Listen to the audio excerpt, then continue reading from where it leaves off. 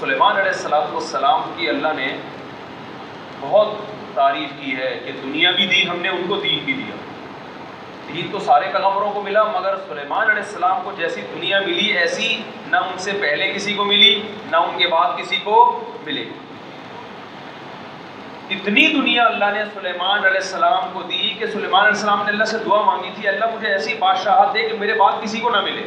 تو بس یہ تو انتہا ہو گئی نا بھائی، قیامت تک کسی کو نہ ملے ایسے، پاکستان کے کسی صدر کو بھی نہ ملے ایسی حکومت چاہیے، حکومت عمران یعنی اتنے وسائل چاہیے۔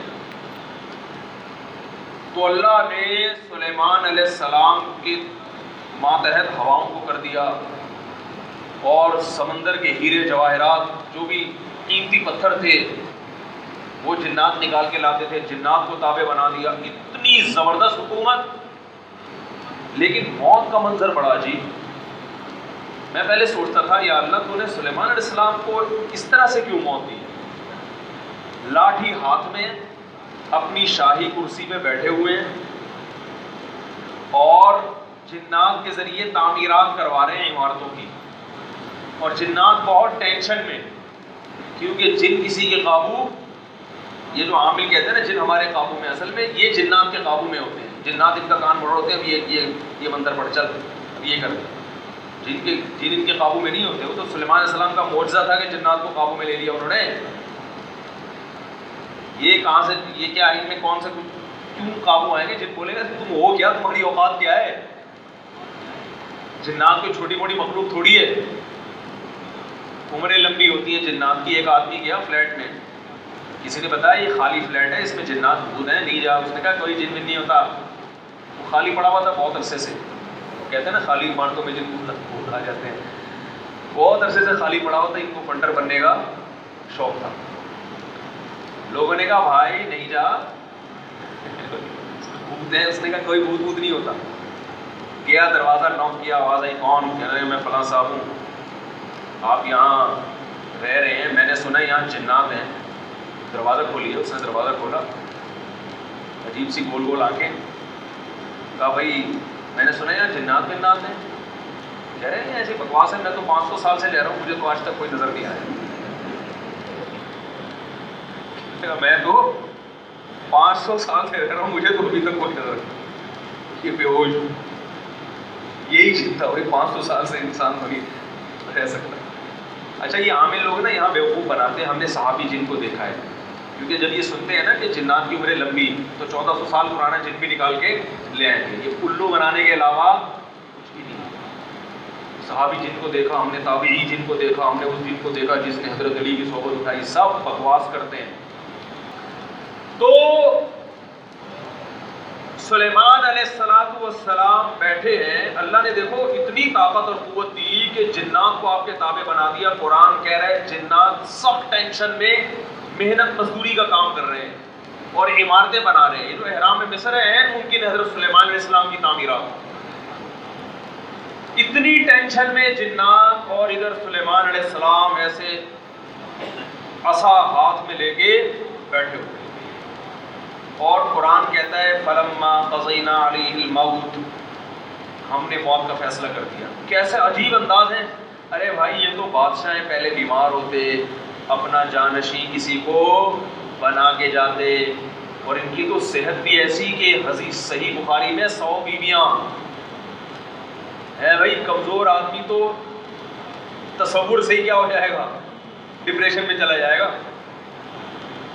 کیا خیال ہے؟ آج کل تو پہلی کے لیے لوگ ٹینشن میں آ جاتے ہیں، حکیموں کے پاس جا رہے ہیں۔ ہمارے استاد فرمایا کرتے ہیں جو آدمی شادی سے پہلے کسی حکیم کے پاس بیٹھا ہوا ہے تو سمجھ لو دال میں کچھ کالا کالا ہے۔ تو کیا خاندانی صحت ہوگی پیغمبروں کو؟ تو اللہ نے ویسے ہی بہت قوت دی ہوتی ہے، قابل رش صحت ہوتی ہے پیغمبروں کی۔ جنگ میں کمانڈر رہے ہیں، لڑائیاں لڑی ہیں جنگوں میں، اتنی زبردست صحت۔ اور بھائی آپ کی موت سے پہلے تو اللہ آپ کو بیمار کرتا، پھر علاج ہوتا، پھر طویل عرصہ، پھر بھائی نہیں بس اللہ نے موت دینی تھی تو دے دی، ایسے ہوتا نا؟ نا نا نا۔ اور پھر اتنی جائیدادیں، اتنا سب کچھ، تو پہلے اس کا سارا کیا کر لیتے, بانٹ ٹوٹ لیتے, جانشین بنا لیتے, میرے بعد یہ میرا خلیفہ ہے, یہ فلانا ہے, ڈمکانا ہے. ہو سکتا ہے سب یقیناً کیا ہوگا پہلے سے آپ نے, لیکن ہمارے ہاں یہ سارے کام کیے جاتے ہیں جب موت کے آثار ظاہر ہونا شروع ہو جائیں. ادھر قرآن کہہ رہا ہے فلما قضینا علیہ الموت, ہم نے سلیمان کو موت دینے کا ارادہ کیا. اور کس وقت؟ جب وہ بیٹھے ہوئے تعمیراتی کام کروا رہے ہیں جنات کے ذریعے اور انسانوں کے ذریعے. اور اللہ فرماتے ہیں ایسے فرشتہ آیا, روح نکال کے چلا گیا. انبیاء کا جسم موت کے بعد بھی خراب نہیں ہوتا. تو قرآن کہہ رہا ہے ادھر ٹیک لگا کے بیٹھے ہوئے ہیں سلیمان علیہ السلام, جسم سے روح نکلی ہے, اور پتہ نہیں کتنے دنوں تک اسی طرح ایسے ہی رہے. وہ چونکہ اس طرح سے ٹیک لگی ہوئی تھی کہ گرے نہیں ہیں. اب دیمک نے کھانا شروع کیا سلیمان علیہ السلام کی لاٹھی کو. ما دلہم علی موتہ الا دابۃ الارض تأکل من سأتها. اللہ فرماتے ہیں زمین پر رینگنے والے کیڑے نے جب لاٹھی کو کھانا شروع کیا ہے, تو کتنے دن لگتے ہیں کیڑے کو لاٹھی کو کھانے میں. تو جب لاٹھی کو اتنا کھا لیا کہ بیلنس آؤٹ ہو گیا, تو سلیمان علیہ السلام زمین پر گر پڑے. پھر جنات کو پتہ چلا کہ بھائی ان کا تو بہت دن پہلے انتقال ہو چکا ہے.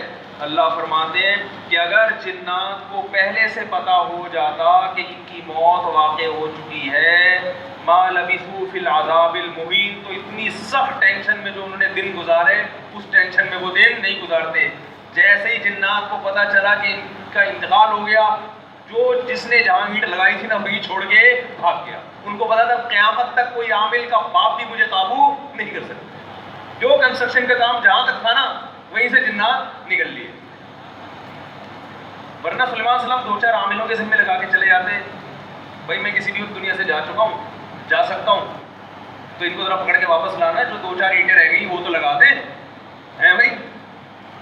یہ قرآن کے الفاظ بیان کر رہا ہوں, ما لبثوا فی العذاب المہین. اللہ فرماتے ہیں کہ جنات کو پہلے سے پتا ہوتا نا کئی دن پہلے ان کا انتقال ہو چکا ہے, تو یہ اتنی سخت ٹینشن میں نہ ہوتے. وہ تو یہی دیکھ رہے ہیں ہماری نگرانی کر رہے ہیں ایسے, کیونکہ چہرہ بھی بالکل اسی طرح, چہرے پہ رونق اسی طرح جیسے زندگی کے آثار ہوتے ہیں, بالکل وہی کنڈیشن. سلیمان علیہ السلام کی جو موت اچانک ہوئی ہے, اصل میں سلیمان علیہ السلام کے پاس وسائل بہت تھے, حکومت بہت تھی, کام اس طرح سے بہت پھیلا ہوا تھا.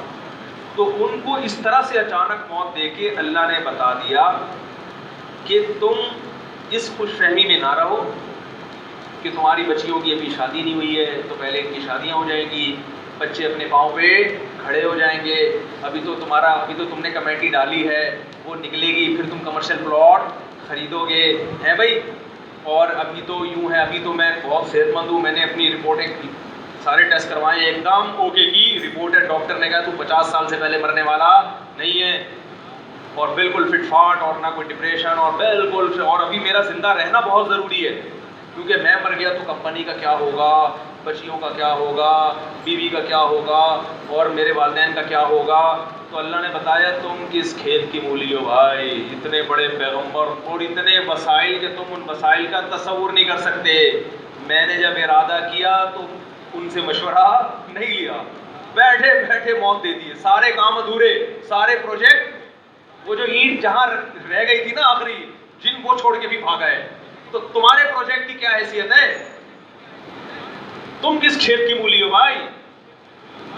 تو جس کو جتنی دنیا بھی دے دوں سیکنڈ بھی نہیں لگے گا چھیننے میں, تو زیادہ فنڈر بننے کی کوشش, اپنی جو صحت کی رپورٹیں ہیں نا, کولیسٹرول لیول بالکل سیٹ ہے بھائی, ہر سب کچھ ٹھیک ہے, اس کے باوجود بیٹھے بیٹھے مار دوں گا.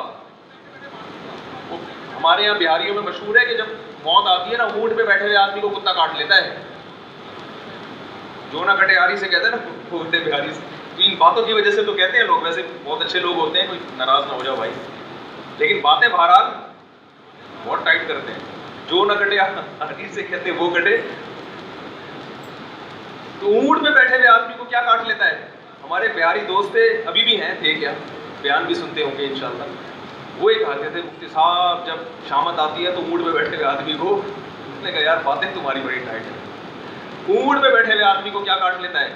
کتا. تو ہم اور آپ کس کھیت کی مولی ہیں بھائی.